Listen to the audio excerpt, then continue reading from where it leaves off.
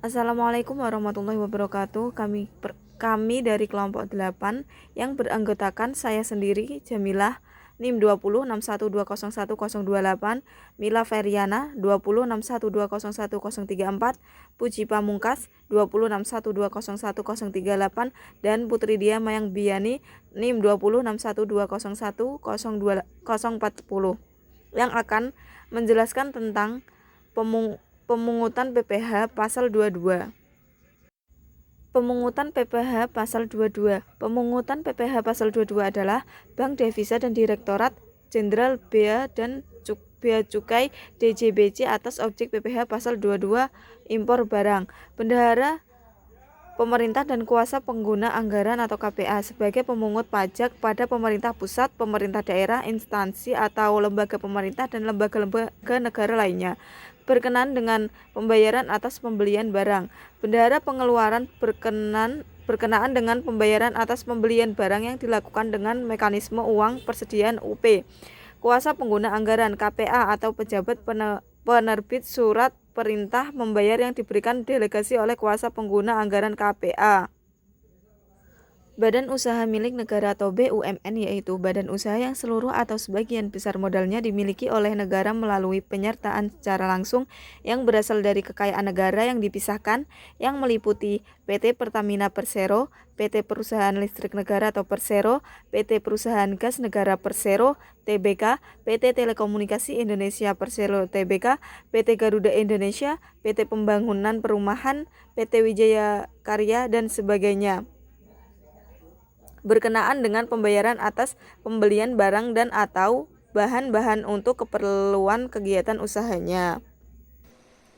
Objek PPh pasal 22 ditentukan berdasarkan Peraturan Menteri Keuangan atau PMK Nomor 34 PMK 010/2017 tentang pemungutan pajak penghasilan pasal 2 sehubungan dengan pembayaran atas penyerahan barang dan kegiatan di bidang impor atau kegiatan usaha di bidang lainnya. Saat terutang dan pembayaran PPh pasal 22 atas impor barang, terutang dan dilunasi bersamaan dengan saat pembayaran bea masuk.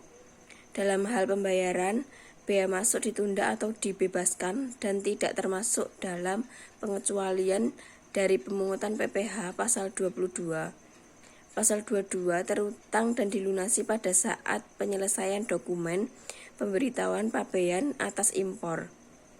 PPh pasal 22 atas pembelian barang oleh bendahara pemerintah dan KPA, bendahara pengeluaran dan pejabat penerbit surat pemerintah membayar dan pembelian barang dan atau bahan-bahan untuk keperluan kegiatan usaha oleh BUMN tertentu dan bank BUMN terutang dan dipungut pada saat pembayaran.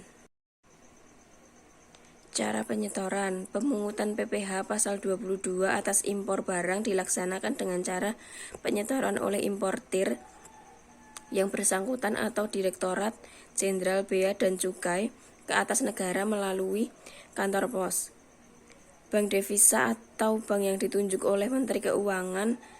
Penyetoran dilakukan dengan menggunakan surat setoran pajak. Surat setoran pajak tersebut berlaku juga sebagai bukti pemungutan pajak. Pemungutan PPh pasal 22 oleh pemungut pajak selain wajib disetor oleh pemungut ke kas negara melalui kantor pos, bank devisa, atau bank yang ditunjuk oleh Menteri Keuangan dengan menggunakan surat setoran pajak. Pemungut wajib menerbitkan bukti pemungut PPh pasal 22. Tata cara pemungutan dan penyetoran PPh pasal 22 sebagai berikut.